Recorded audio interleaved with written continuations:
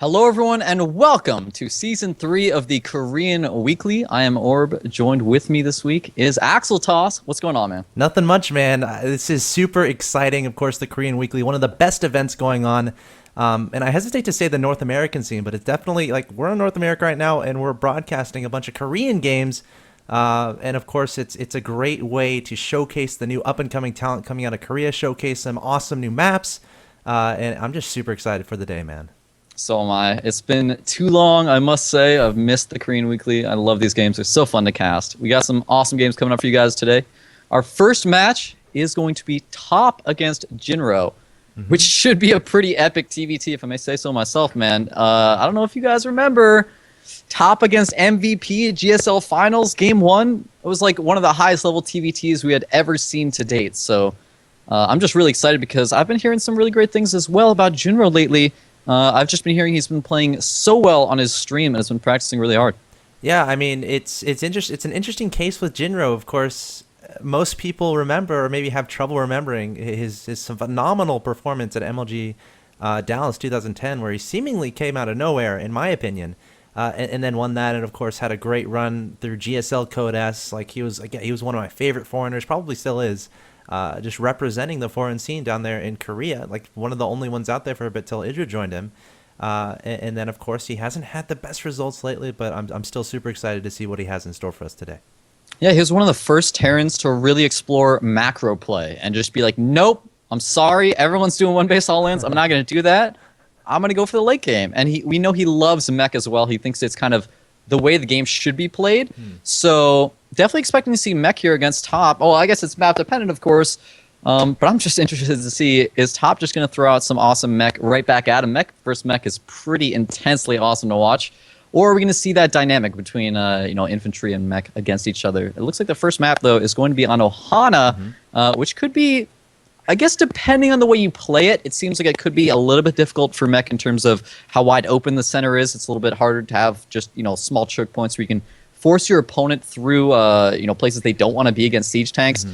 Drop play can be pretty effective on this map. There's just a lot of, areas leading into the main. Not as many into the natural, but of course you have that backdoor. So I don't know. Do you think we're going to be seeing mech from both these players, or is one of them going to throw some infantry at us? On this map, both players can get 3 bases like relatively easily compared to other maps. There's like one little choke point, not a little choke point, but there's basically one front you have to defend a ground army coming at you. So I could really see like a lot of tank play used, a lot of mech play used on this map. As far as airspace for bio, there's not too much airspace, but you still can do it. But honestly, like if you put a turret or two in the top right hand location of your base, like no medevacs are going to be able to sneak behind and go toward your middle line. So it should be really interesting to see what these players elect to go for in this game. Yeah, that's a great point in terms of denying drops, and I think this is one of those maps where if you don't go mech and you're going to go infantry, like marine tank, I feel like it's one of those maps where you're going to have to go double factory with your infantry. You can't just get away with like a really low number of siege tanks on this map, but we'll get to see, man. Are we ready to just jump right into this game? Hey, man, I'm ready when you are, so let's go ahead and transition into there.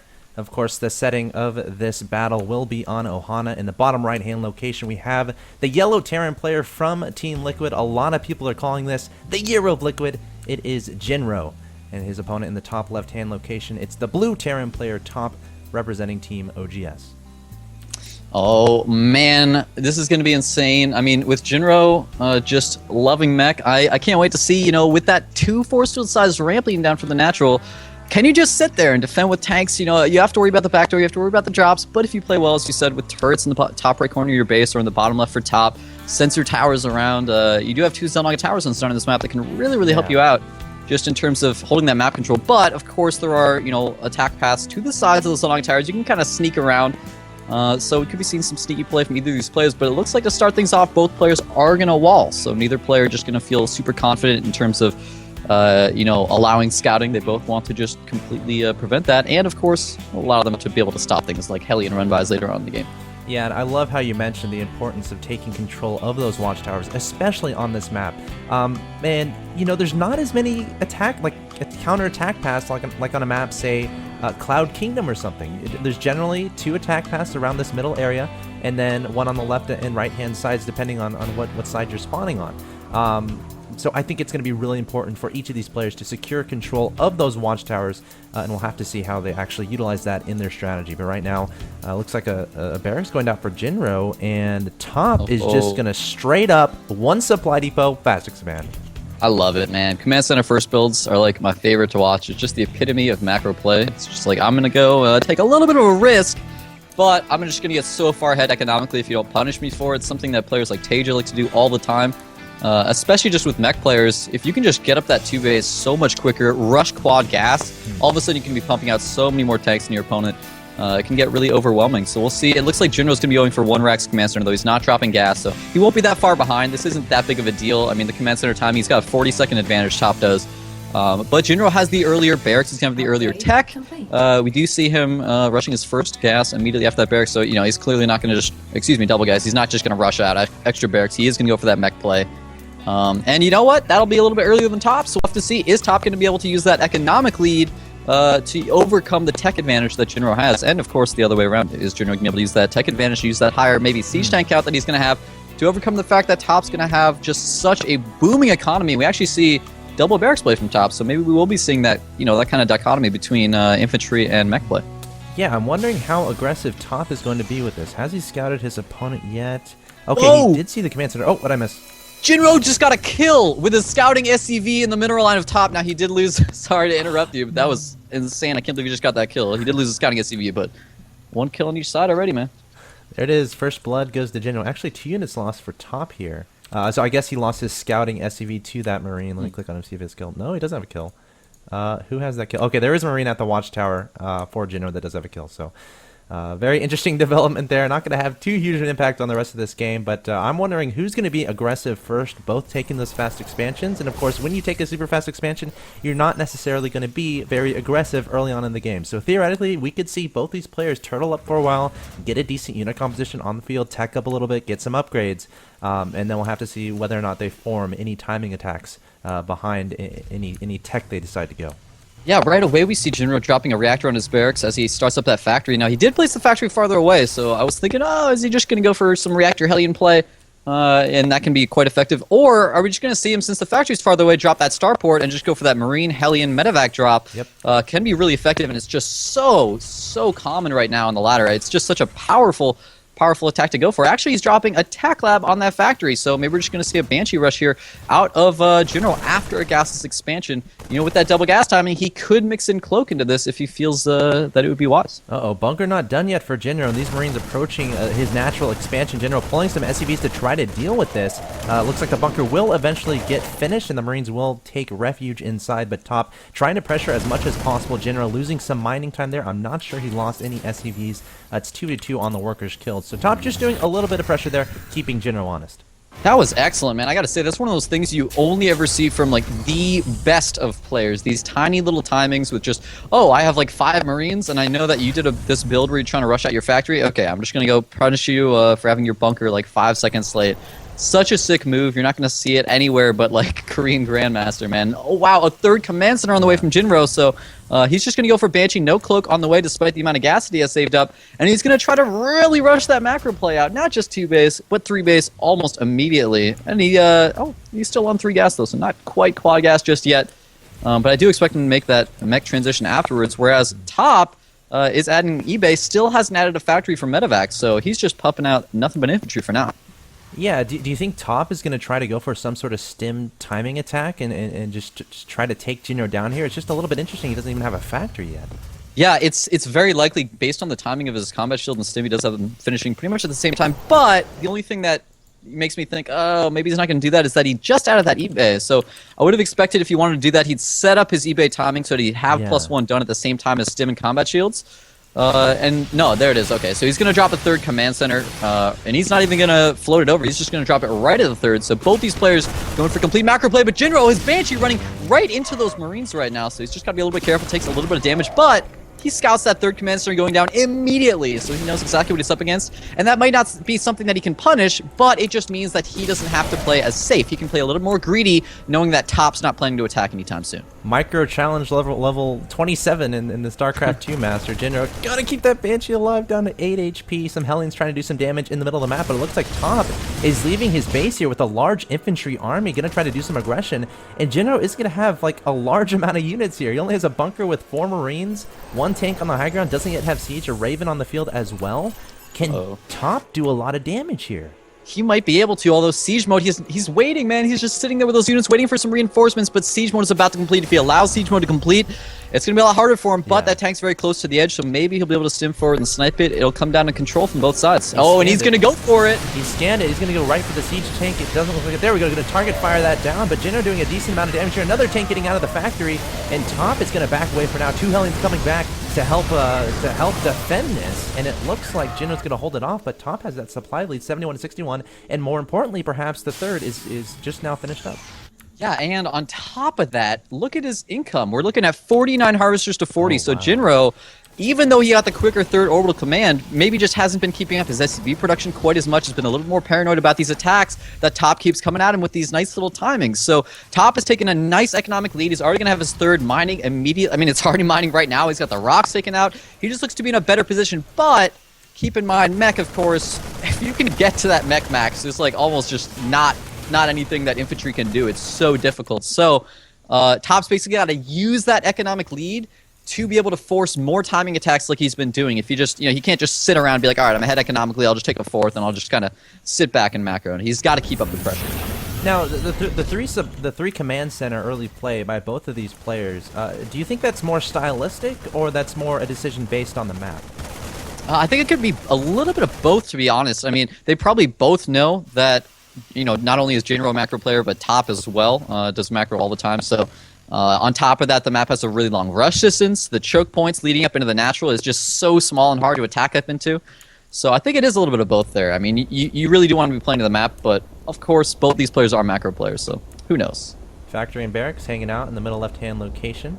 Looks like Top going to be proceeding forward to the bottom side of the map again. I don't necessarily think he's going to be aggressive with this considering the tanks, but hold that thought. 4 Hellions do have Blue Flame going straight into that third, melting away so many SCVs, and this is exactly what Jinro needs considering Top got this command center so much sooner before he did, and he's been saturating this for a long time. So Jinro trying to kill some workers there, and it looks like 11 workers killed in total for Jinro throughout this game. Excellent job. Nice timing as well. That was literally the moment Blue Flame hit. He hit with that timing. That's something you don't always see, man. Sometimes the Hellions are sitting back at home, then they cross the map. He had them in position. Well done. And now they're even on Harvesters. So while Jinro still was a little bit behind because he just took his third, and he just wasn't mining while Top was, that was an excellent way to get back. And now that they're even on Harvesters, Jinro, I mean, if you're even on Harvesters as infantry going up against mech, it's just not really fun. So our infantry player here, Top's got to do some drops, something here. There are 2 Vikings patrolling around, or not patrolling, but guarding Jinro's base. But all these siege tanks set up, Jinro's got a pretty solid defense for now.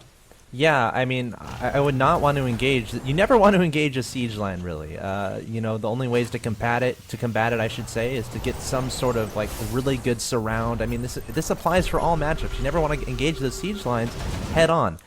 So Top is forced to make a decision here. How do I provide aggression to my opponent without engaging straight up this siege line? We'll have to see what he ends up doing, but he does have a nice supply lead here, 158 to 121, but we all know when mech is involved, that can change in a second. Yeah, and what's crazy is that Jinro actually has the upgrade advantage as mech. It's just unbelievable. Usually that would not happen. You'd have like double eBay pumping faster than double armory, but he's already got 1-1. He's got 2-2 on the way, whereas we have 2-1 on the way for Top. But what I love about what Top's doing is he's double producing Vikings right now. Most players in this situation would be just constantly producing medevacs. You want to be setting up for drops, you want to be able to heal all that infantry. Whoa, he's going for some aggression. He's going to be able to pick off a forward tank. Nice move, but takes some losses to his infantry. But if he builds up that Viking count, he can just get that air superiority. And if you have the air superiority over a mech player, you have so much more mobility. You can, of course, start making some Banshees and pick off all their tanks if they don't have any Thors. And he's actually added a second starport as well. He's keeping all the Vikings hidden. Oh, wow. So Jinro doesn't really know this is coming, and he's not going to prepare by starting to build those Thors. That's really smart. And I guess those Vikings can kind of serve as an escort if he decides to do a drop. However, Look at Jinro putting turrets all over his main base, wants nothing to do with those drops, but Jinro hiding a big air force of his own. A scan goes down from top, sees the exact composition of the air fleet of his opponent. Jinro feeling a little bit awkward, trying to move out of the vision of that scanner, but changing his mind. And behind this, looks like 3 Hellions coming forward towards this 4th going down. 4 top going to take out that SCV, the command center. Will not finish just yet, but top's about max. Do you think this will trigger some sort of a push from him to try to get like a cost-efficient trade? He's got to do something, man. You can't just max out infantry and just kind of sit there and build up money unless you're like just trying to build up money for some type of ridiculous, like, you know, battlecruiser transition or something like that. So he's got to use that advantage that he has. I mean, if you max earlier than your opponent, which you're supposed to do as infantry against mech, you got to use that. You can't just sit around and just be like, all right, well, I'm going to let you max too. You don't want to let the mech player max. What you want to do is have as efficient as possible trades. Obviously, you're not going to be able to have full efficient trades against a mech, but if you can have slightly less than efficient or even trades, it's so good for you. Take out that tank out. And it looks like he's going to move forward, try to pick off that forward command center. But unfortunately, with that little choke point there, it doesn't look like he's able to engage. That is just... that's 11 siege tanks right there at the 3rd. In fact, 12 now, I believe. That's just ridiculous. You can't attack into that. And with all the turrets set up and the sensor towers... Top's looking like he doesn't really know how to proceed from here. I wouldn't either. I mean, how do you engage this side of the map? Like, first of all, you're not going to go up the natural expansion ramp because you're like putting yourself in a choke. You're not going to engage the 50 billion siege tanks at the 3rd, and you're not going to try to fly over these turrets in the main. So Top left in a very awkward situation, forced to. He's putting down a fusion core behind this. I think that just finished, adding on 2 additional expansions. Nice. So I guess just investing into his economy right now, and just getting some minerals and gas out for the eventual transition into battlecruisers. I'll bet if Artosis was watching this, man, he'd have a big old grin on his face because Jinro is just playing mech the way it's supposed to be played. Whoa, SCV's being suicided here from top to go and get some more supply. So mean. But he didn't add all the extra command centers just yet. He's still just adding them now. We see 2 in production, whereas Jinro has been adding those this whole time. So he's already getting prepared to be able to suicide his SCVs and build up a larger and larger army. He's now max as well. He's killing off his own SCVs with those Hellions as opposed to so giving his opponent kills. Why? What? That's why I hate Terran, man. They're killing their own guys. Yeah. There's nothing right about that. I'm sorry. Mean, man. It's terrible. It makes me sad every time I see that. But Top. Well, hey, man, they got mules. They're just able to outsource all their work. Well, you can go tell those SCVs that they have mules. All right, I'll let you have that conversation with them because I'm not going to be the one to deliver that bad news. I understand. I can totally sympathize with that. I wouldn't be good at that either. That's why I don't play Terran. I play Protoss. Keep all my probes alive. Be nice to them. Protoss fighting, man. 2 battlecruisers on the way for Top, getting some behemoth reactor. I think that increases the starting energy, if I remember correctly. Again, it's so rare to see these late game TBT, at least at the pro level. But we're seeing that in the first game of the Korean Weekly Season 3. Scanning up ahead is Top, trying to take out some turrets so he can have an avenue to drop inside the main base. And Jinro has so many Vikings in the air. When do you think he's going to start his battlecruiser transition? It's really tough to say, man. It depends on what Jinro feels because, you know, what he could do, he doesn't necessarily have to transition to battlecruisers at this point if he can build up a really high Viking count. But he's got a lot of food invested into things like Hellions right now. He still has, let's see how many harvesters, 57 harvesters. They're actually pretty even on that. Just taking a 4th right now. I feel like he could just push forward. I mean, I guess he's trying to secure this 4th base before he pushes because he wants to get that gas up so he can possibly...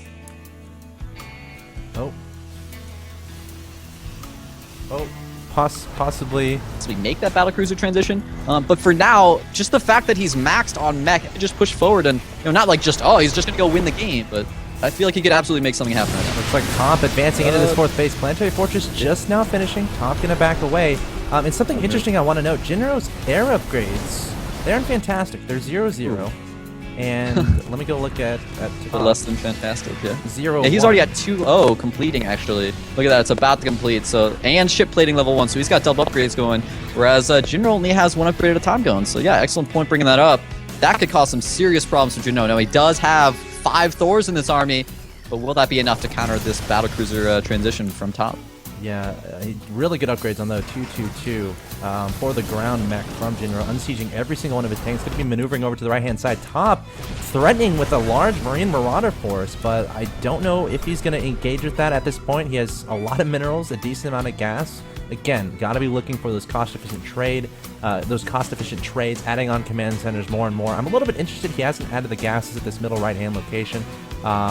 because, of course, relative to the minerals, he kind of needs that. But Yeah. we'll have to see. There might be a pretty big engagement coming up pretty soon here.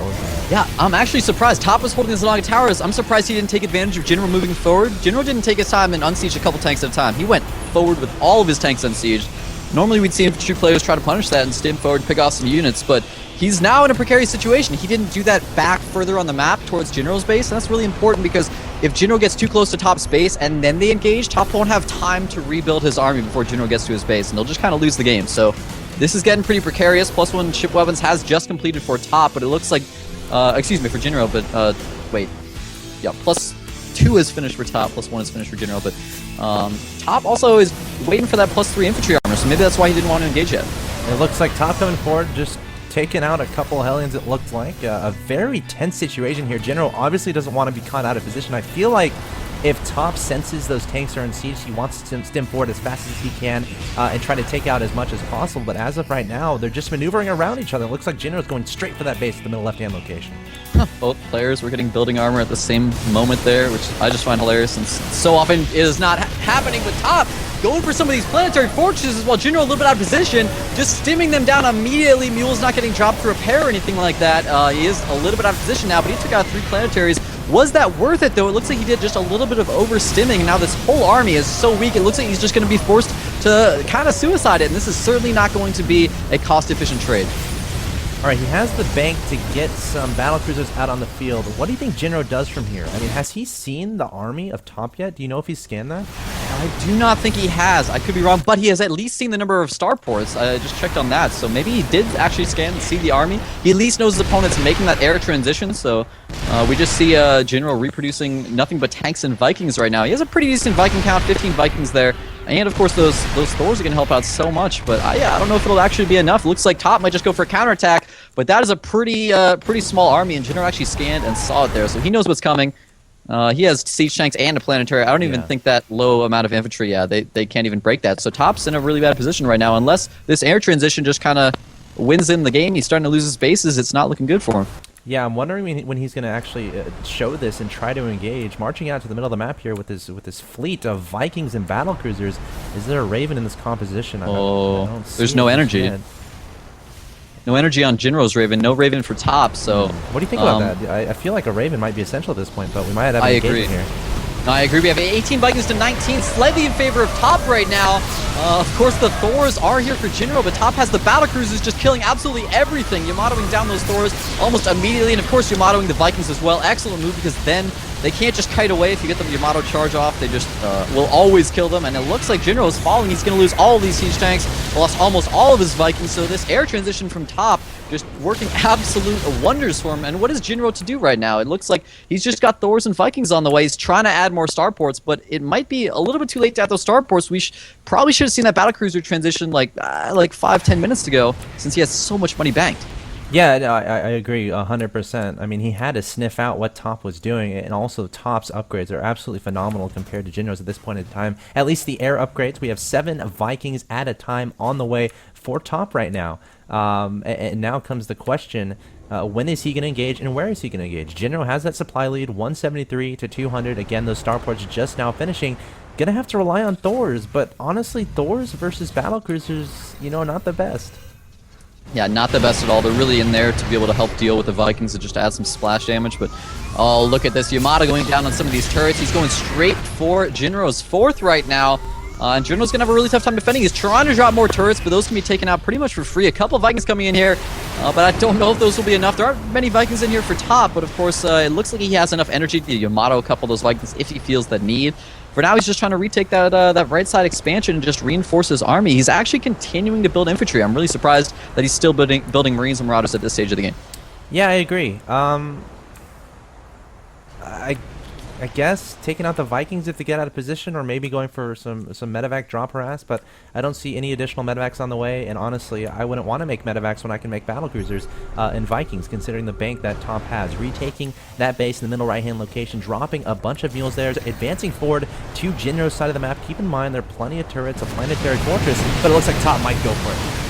Oh, wow, and he's got 3-2 air upgrades right now. Gets the 1-0 from Jinro. This is going to be absolutely brutal. The planetary goes down, turrets are going down. Thors and tanks trying to get into position here, so they might be able to hold off the infantry for now, but Jinro, I'm staring at this production tab, and it's scaring me right now, to be honest, because Top has kept up those upgrades so beautifully. When you have 3-2 upgrades, I mean, Jinro has, it's not that he doesn't have the money or something. He's had the bank all game. He's had double armory since like the 10-minute mark or something ridiculous. Yeah. So he really, there we go, finally getting those double ship upgrades on the way, but it might be too little too late. He needed to be keeping up on those upgrades, and now he's just going to be fighting in, cost inefficient trades perpetually. Yeah, I agree 100%. And again, both these players still banking on all that money, all that gas. Top, again, has this extra base, but at this point, it's going to majorly come down to the engagement between these two players, both being very tentative at this point in time. I mean, this engagement could, and actually probably will, determine the outcome of this game. So, not too surprising to see them play so safe, so passively when they're both maxed. It's all going to come down to positioning. Absolutely. You can't afford to make a slight mistake and engage in a place that's just not going to be good for you. You'll just lose the game immediately. So you have to be so unbelievably careful. I'm actually a little bit surprised that we haven't seen a bit of a nuke transition from Top, and we've seen that from him in the past. And I feel like that'd be a great way to break these massive amounts of missile turrets and planetaries that Juno keeps sending up. But Top trying to go for an attack over here. Nice job pulling out right before Juno could get into position. That's something that, a lot of players just don't know when to fall back. Top clearly knew exactly what to do. Oh, I see one tank in the corner of my vision. He couldn't see all those.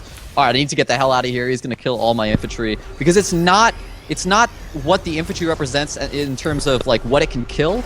It's about what it represents in terms of the potential for counterattacks that prevents General from being able to move forward and engage into his opponent. So Top absolutely has to keep that alive unless he, is able to take out some of General's army with it. Scans going down absolutely everywhere, trying to find out where best to position their army. Top trying to take down a couple Thors there. Not going to be successful. Keep in mind, there are some repairing SCVs there to help repair these Thors. I love that move by the Yellow Terran player General. Meanwhile, one Marauder trying to take down the entire left-hand side of the map, and he's pretty darn successful at this point in time, but SCV is going to be pulled to help deal with that. And it looks like General advancing to the top right-hand location. Will Top try to defend his base? Oh my god, is he just going to go... Okay, wait. He's pulling his battlecruisers back. It looked like he was just going to go for that bottom left base. He's going to send all of his infantry there, just abandon the 3 o'clock, send his battlecruisers back on to make sure he has defenses ready.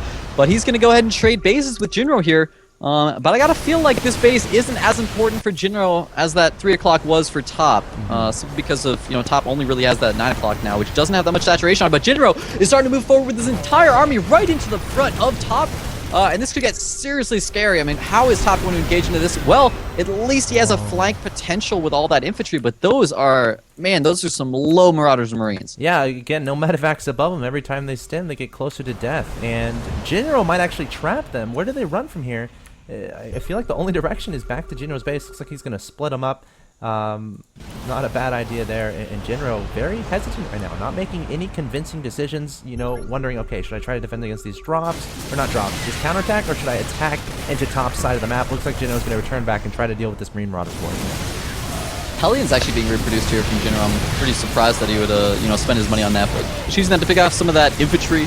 And he's just producing Ravens and Thors right now, so Raven's an excellent choice. If you can get some of those point defense drones in there, it'll help out so much. But didn't we see +1 air, armor on the way for him earlier? I saw that too.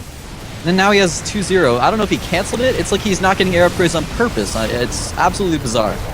Yeah, I don't know how to explain that either. I swear I saw that too. Maybe he was prioritizing the weapons upgrade and then intending to get their armor upgrade a little bit later. But the fact of the matter remains, Top well ahead in those air upgrades. He is 2-3 to Jinro's. I think it was 0-2. And Top not able to get this middle right-hand side base up.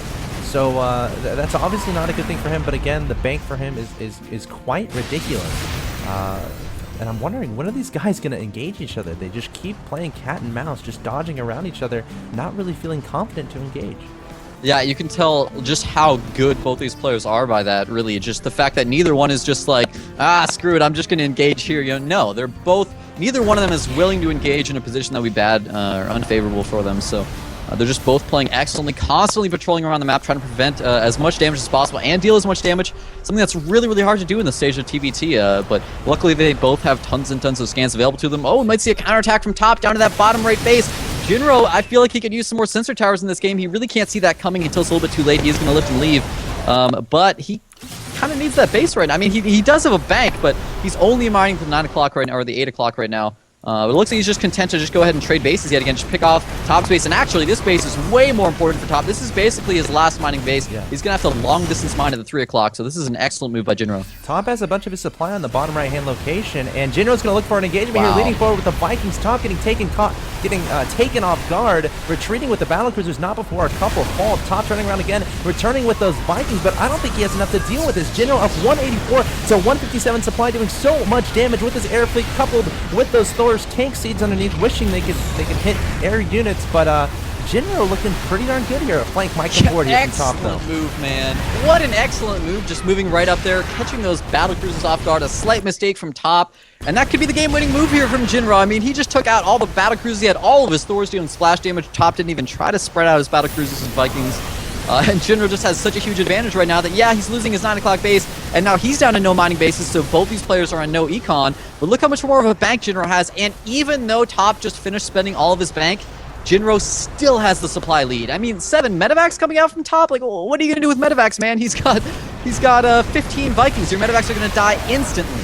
I think he's going to rely on base trading somehow, because he does not want to engage this composition with Jinro. He cannot kill it with what he has right now, and he doesn't have the resources to build anything to optimally engage this. So maybe getting those medevacs out with the intention of just running around the map with Marines and Marauders, trying to take out all the buildings, try to abuse the lack of mobility from Jinro, and I guess hope to take him off guard somehow. But Jinro looking incredibly good right now, up 167 to 138 with a superior unit composition.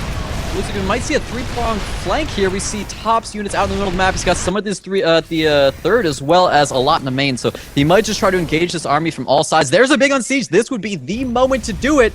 But actually, no, he's sending that army down to the bottom right of the map. Going to be able to pick off a couple siege tanks by themselves. But this is just so bleak for Top. I mean, you can't even just sit in your main and try to defend as he goes up the ramp. That doesn't work against a mech player. They're just going to siege up, and you're going to lose everything.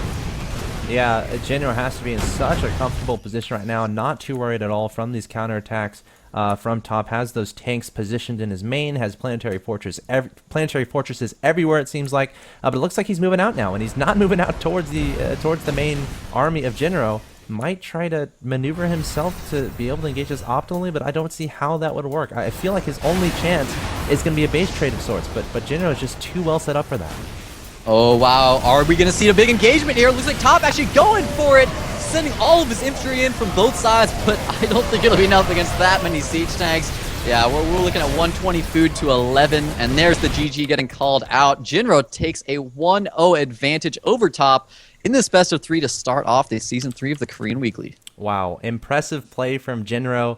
Didn't go crazy, it was just so methodical the way he played that game. Get those 3 bases, turtle up a little bit, get some tanks, get those turrets on the edge of my main base, get some planetary fortresses down as I take a 4th, and then ultimately I just think his unit composition was just phenomenal. A little bit surprising though that the air upgrade difference, we were talking about that all game, but ultimately Jinro just had so many Vikings, was able to take a couple of those battlecruisers off guard, and then the Thors were well upgraded and just never lost those tanks either. He just had better positioning. It's one of those things where TVT, upgrades are important, but if you catch your opponent off guard like that, it can just completely negate, maybe a supply lead or even upgrade advantage, or even both sometimes, depending on how good the position is. And he caught those battlecruisers out of position without the rest of their army. The Vikings had to come in later, and it was just not a good situation for Top, and that slight mistake, maybe he would have lost the game anyways, blah, blah, blah, but that ended up losing the game at the end. It was so well played by Jinro. I feel like all game long, even though there were some slight mistakes we could talk about, like, not continuing those upgrades. Also, at the end of the game, he was, like, sitting around with a lot of money, not producing anything when he could have been, but he played, for the most part, exactly the way you're supposed to play mech. Like, every single step along the way of, like, this is what you're supposed to do when you're playing mech. You're supposed to set up turret rings. You're supposed to get sensor towers so you can see your opponent coming, deny drops, set up planetaries, kill your SCVs and add extra orbitals to use mules instead of SCVs, never engage in a bad position and just kind of patrol around with your tanks and trade expansions if you need to. He just played so brilliantly. I'm so happy to see Jinro in such good form again. Yeah, and a quick thing I want to add, Top invested a lot into bio early on in that game and just wasn't able to do anything with them. Like, there was no open space that Jinro left where he can try to get those cost-efficient trades. There was a huge siege line at the 3rd base. There's a planetary fortress, the natural, and some tanks on the high ground, and there were a bunch of turrets in the main base. So just really nice play overall from Jinro. Yeah, I think he was playing to the map. That just makes me really think that this is such a good mech map in terms of defending three base. I feel like the weakness is, how wide open the center is. So maybe to counter that, top would have to just mass expand. If you know your opponent's going mech, just like rush four base or something to really get that advantage, because you're not going to be able to pressure your opponent's three base. It's just too easy to defend it on this map if you play as well as Jinro did, which is not easy, of course. Yeah, I agree 100%. But the good news is it's a best of three, or so. I'm excited. Jinro's going to be up 1-0. We're going to have another game coming your way pretty soon here, but we're going to go do a quick commercial break, and we'll be right back with Jinro versus Top Game 2.